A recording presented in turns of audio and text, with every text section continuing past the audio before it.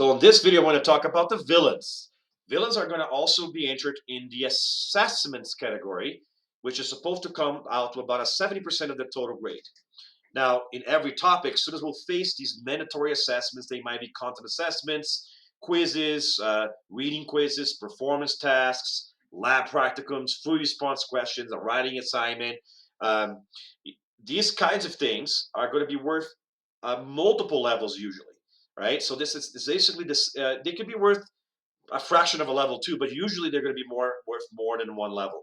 So that means they are worth the equivalent that it was earned through the work that was done in that section of the unit. Now, these category, unlike the game points, where it doesn't really matter if they do that one particular assignment, they can replace it with something different. These grades are permanent and required. If a student doesn't do them, it hurts their grade and it can't be replaced with something else. It stays in the grade book the way that it is.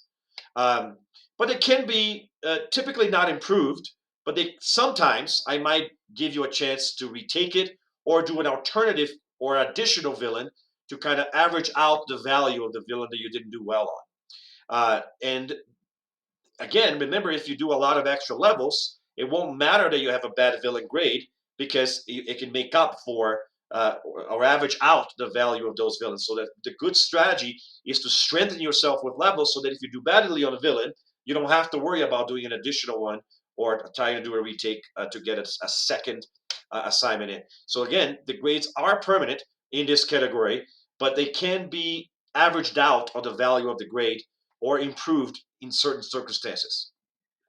Usually, in order to do that, I have to meet with the student first and doing office hours or student directed learning uh, and actually making some sort of agreement with the student for that.